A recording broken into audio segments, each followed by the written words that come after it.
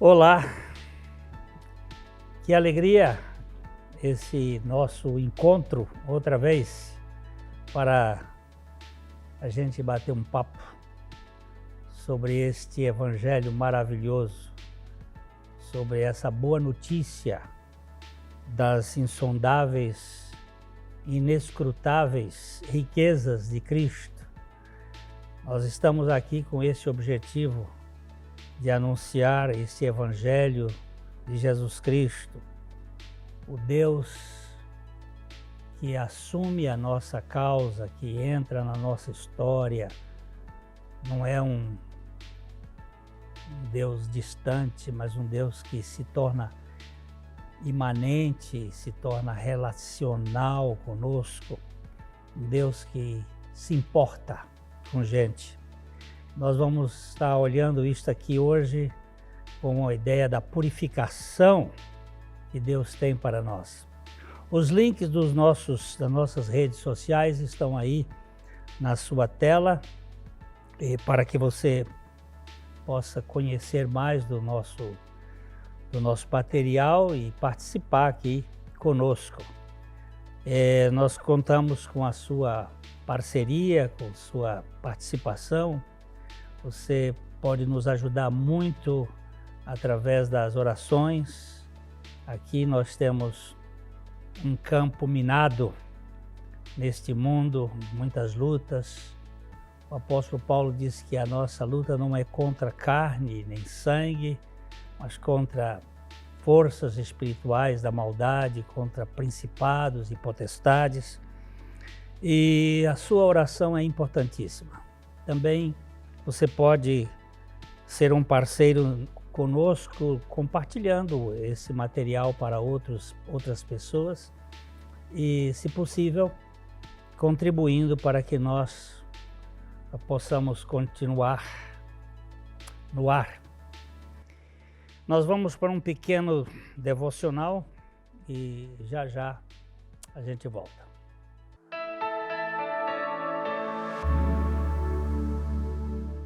Ótica Higienópolis. Há 35 anos no mercado óptico de Londrina, sempre com novidades em produtos e tecnologia. Nossa equipe está preparada para dar uma verdadeira consultoria, facilitando a escolha de seus óculos para correção ou proteção solar. Ajuste de óculos personalizados, respeitando o conforto e anatomia do seu rosto. Ótica Higienópolis. Avenida Higienópolis, 346, em Londrina.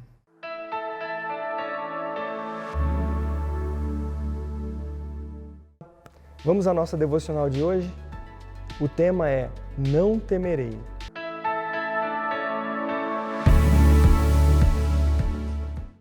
O medo é uma sensação que proporciona um estado de alerta pelo receio de alguma coisa, geralmente por se sentir ameaçado, tanto física quanto psicologicamente.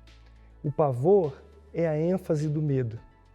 O medo, até certo grau, ele é natural, pois livra-nos de fazermos algo perigoso. Já a ansiedade é uma das respostas de quem teme antecipadamente o encontro com uma situação ou objeto que possa lhe causar mal.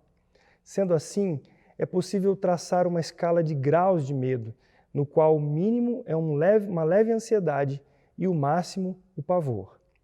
Temos vários tipos de medo: medo do escuro, de elevador, de avião, terrorismo, de guerra, de passar fome, de ficar sozinho, de ser roubado, de ser violentado, de terremoto, dos filhos se perderem, da internet em relação aos filhos, da morte, do desemprego, da doença, medo de falhar, medo de pessoas, de envelhecer, de um diagnóstico médico do sofrimento.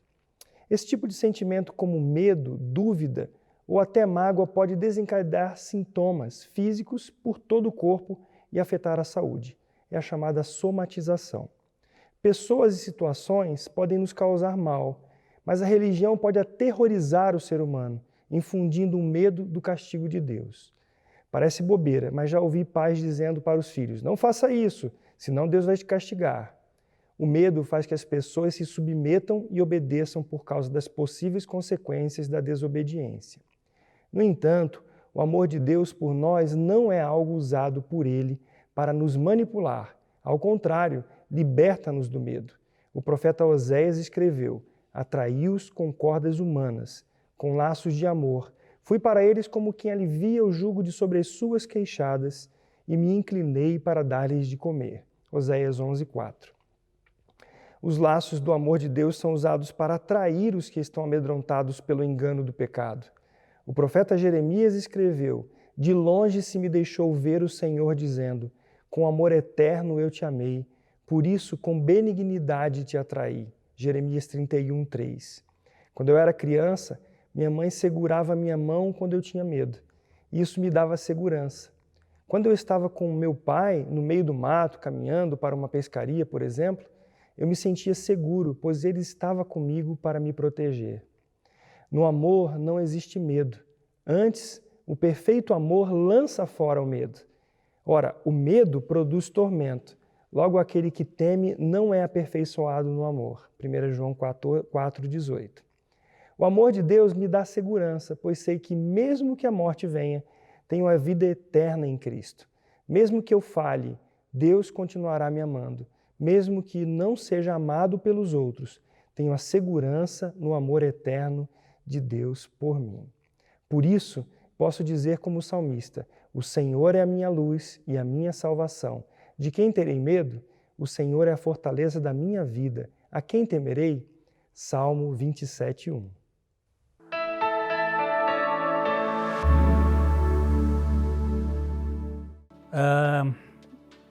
Hoje eu gostaria de abordar um pouco das questões dos últimos dias com relação à purificação, a pureza que Cristo Jesus veio realizar. Nós vamos orar e já começamos. Pai, a nossa estrutura caída é tão suja, é tão sórdida, é tão enlameada, e nós precisamos que Tu nos limpes e nos purifiques por meio do Teu Filho. Nós clamamos a Ti por esta obra que só Ele pode fazer. Portanto, opera nas nossas vidas uma limpeza tanto espiritual como moral, para que vivamos com leveza, vivamos com transparência, sem medo das acusações, porque já fomos purificados por Jesus. Então, trabalha conosco pela Tua palavra e pelo Teu Espírito. Em nome de Jesus. Amém.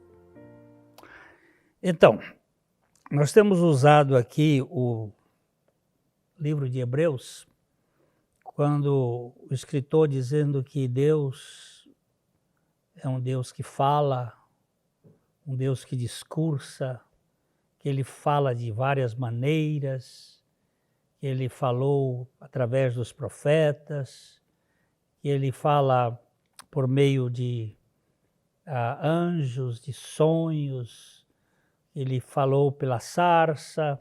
Isso já vimos aqui em outros programas, mas nesses últimos dias Ele nos falou pelo Filho, a quem constituiu o herdeiro de todas as coisas e pelo qual Ele fez o universo. E logo em seguida Ele usa uma frase, Ele inicia com uma sentença muito importante. Ele é o resplendor da glória e a expressão exata do ser divino, do ser do Pai. Ele é o brilho, a fulgurância. Ele é o sol na noite escura. Ele é aquele que há de mais brilhante, mais do que qualquer outra estrela do universo. E, sendo o resplendor da glória, ele é a expressão exata do ser de Deus. Este Cristo Jesus não é uma imitação, ele é a própria realidade, sustentando todas as coisas pela palavra do seu poder. Além dele ser o Criador, além dele ser o herdeiro, além dele ser o resplendor, ele é o sustentador de todas as coisas por meio da palavra do seu poder. E aí ele afirma: depois de ter feito a purificação dos pecados, assentou-se à direita da majestade nas alturas. Eu queria que nós pensássemos um pouquinho aqui sobre essa expressão, depois de ter feito a purificação dos pecados. A nossa natureza pós-Éden é uma natureza corrompida. O profeta Jeremias, ele usa uma expressão: desesperadamente corrupto é o coração do homem. Ele não é corrupto, ele é o máximo de corrupção. E às vezes essa corrupção ela vem em termos de dignidade. É a tal chamada corrupção da humildade. O sujeito se veste de humildade para tentar esconder a grande feiura ou fealdade da sua corrupção. E há uma necessidade premente de sermos purificados. O profeta Isaías, no capítulo 64:4, diz que todos nós somos como o imundo, e todas as nossas justiças como o trapo da imundícia. Todos nós murchamos como a folha, e as nossas iniquidades como um vento nos arrebatam. Há uma série de figuras de linguagem aqui que são muito, muito fortes. Ele usa aqui, por exemplo, que nós somos como o imundo. Há dentro de nós uma ética e religiosamente uma característica de sujeira. Nós somos verdadeiramente imundos, sujos, nojentos. E como eu disse, até na humildade, na bondade, bondade orgulhosa, bondade que a gente tem para levar alguma vantagem. E o que ele está dizendo aqui? Nossas justiças são como trapos da imundícia. A figura usada pelo profeta aqui, na sua época, era muito suja. Hoje nós vivemos, eu tenho em outras ocasiões falado sobre isso, vivemos num tempo muito especial para as mulheres com os absorventes descartáveis. Mas naquele tempo elas usavam o trapos, mulambos, panos velhos, que eram usados nas suas partes genitais, e ele ficava absorvendo aquele sangue já morto, aquilo cheirava mal. É assim como o profeta compara a nossa justiça própria, como trapos da imundícia. Há uma sujeira dentro de nós, muito forte. O Davi, quando ele estava fazendo um dos seus salmos penitenciais, onde ele estava fazendo uma revelação da sua natureza, uma espécie de expurgo de purificação diante de Deus, ele diz assim: purifica-me com ensopo e eu ficarei limpo. Lava-me e ficarei mais alvo do que a neve. Davi havia cometido alguns pecados e ele percebeu pela sua conduta, pelo seu pecado, que ele era um homem sujo. E ele pede exatamente isso: purifica-me. Purifica com aquele ensopo que é uma espécie de planta, uma planta que você usa para limpeza, para medicações, e como se fosse uma esponja. Purifica-me completamente do meu estado interior.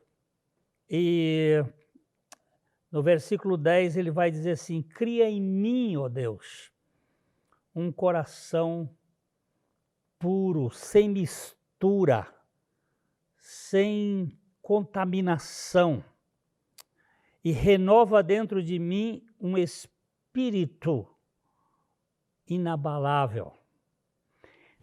Então, o que a Bíblia mostra a nosso respeito é que nós somos sujos e que nós precisamos de purificação.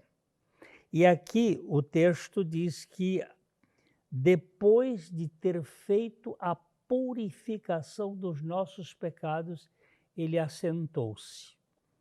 A figura aqui é muito significativa, porque o sumo sacerdote só poderia se assentar depois que ele cumprisse a sua missão. E o que significa aqui que Jesus Cristo cumpriu aquilo que pode nos trazer a uma perfeita purificação dos nossos pecados. Você me espera um instante que eu vou voltar ainda nesse comentário.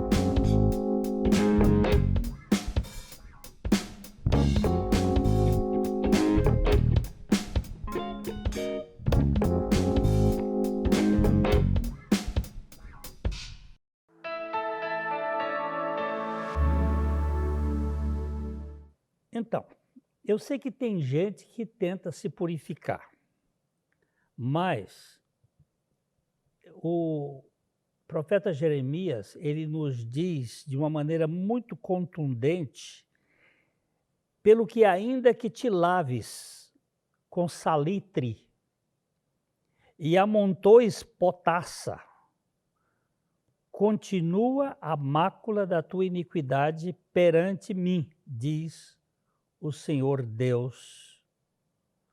Olha só, quantas pessoas usam métodos de autoflagelação para se purificar?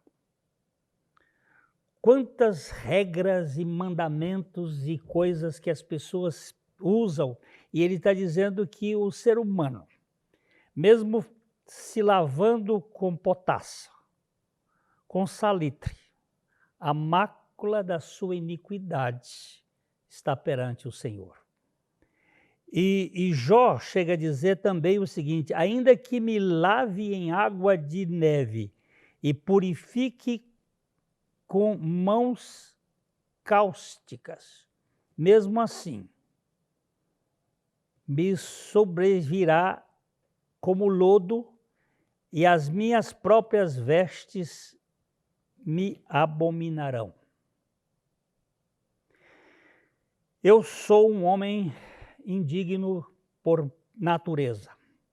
Não consigo me purificar. Mesmo que às vezes eu tenha uma ideia de que seja uma pessoa adequada. A purificação só é possível pelo sacrifício de Jesus Cristo. Ele diz aqui, depois de ter feito a purificação dos pecados. Essa purificação vale para todo sempre. Não é como o meu banho. Todos os dias, a boa higiene me manda eu tomar banho. Às vezes 2 vezes por dia. Depende do momento que a gente está vivendo, onde está vivendo, mas essa limpeza externa, alguns povos têm dificuldade, mas ela é muito boa. Mas não é permanente. Agora, a limpeza interior feita por Jesus Cristo é para sempre. Hebreus capítulo 10, verso 12, ele vai dizer assim: Jesus, porém, tendo oferecido para sempre um único sacrifício pelos pecados, assentou-se à destra de Deus. Por que ele não repete mais? Porque o seu sacrifício é para sempre e concede-nos uma completa purificação. Não fica alguma coisa para ser purificado depois. Ele fez um sacrifício que nos dá uma conotação permanente de limpeza. E no verso 22 ele ainda vai dizer assim: aproximemo-nos com sincero coração, em plena certeza de fé, tendo o coração purificado da má consciência e lavado o corpo com água pura. As figuras que o escritor está dizendo é que o judeu, ele tinha o hábito da ablução, o hábito da limpeza. Ele chegava numa casa, ele lavava as mãos, os pés, o rosto, mas a vida, o dia a dia, as andanças, fazia com que se sujava outra vez.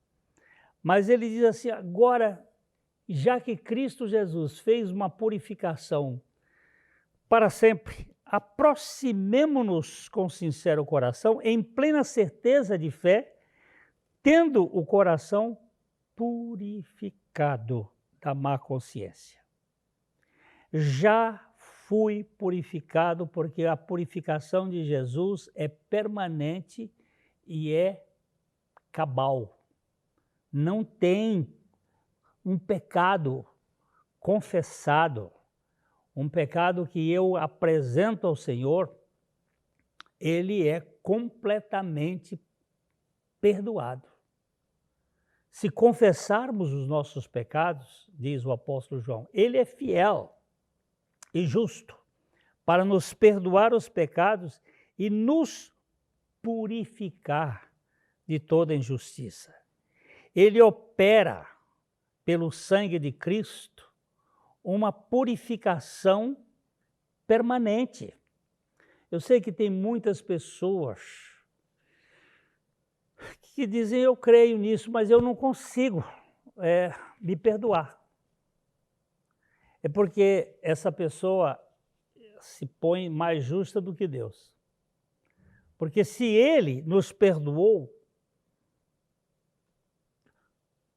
eu vi uma frase terrível de alguém que disse assim: eu perdoo tudo que os outros fizeram para mim, mas eu não perdoo nada que eu faço de errado.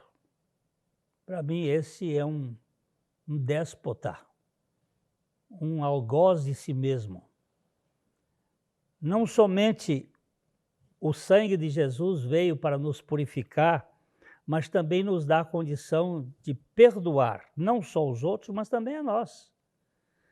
Há coisas que eu fiz, que eu me arrependo de ter feito, e eu apresento ao Senhor, e eu sei que Ele me purifica. A palavra de Deus, o sangue de Cristo e a palavra de Deus são instrumentos de purificação.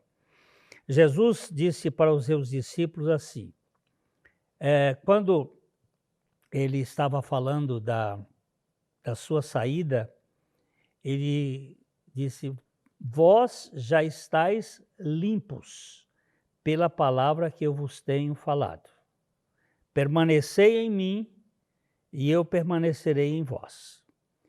Como não pode o ramo produzir frutos de si mesmo se não permanecer na videira, assim nem vós o podeis dar se não permanecerdes em mim.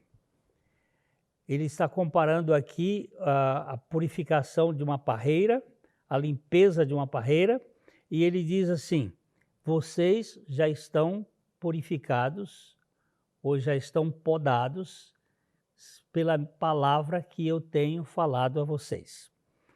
Eu não tenho que ficar escarafunchando o meu passado, porque eu creio plenamente que o sacrifício de Cristo englobou todos os meus pecados, passados, presentes e futuros.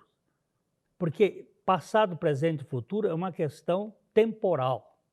Mas o sacrifício de Cristo é um sacrifício eterno, é para sempre. Então ele engloba tudo.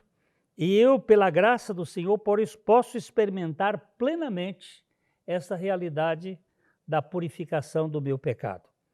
Ainda o apóstolo Paulo vai dizer em Efésios capítulo 5, verso 22, ele falando da igreja, ele disse: maridos, amai vossas mulheres, ou vossa mulher, como também Cristo amou a igreja e a si mesmo se entregou por ela, para que a santificasse, tendo-a purificado por meio da lavagem da água pela palavra, para apresentar a si mesmo igreja gloriosa, sem mácula, sem mancha, sem ruga, nem coisa semelhante, porém santa e sem defeito.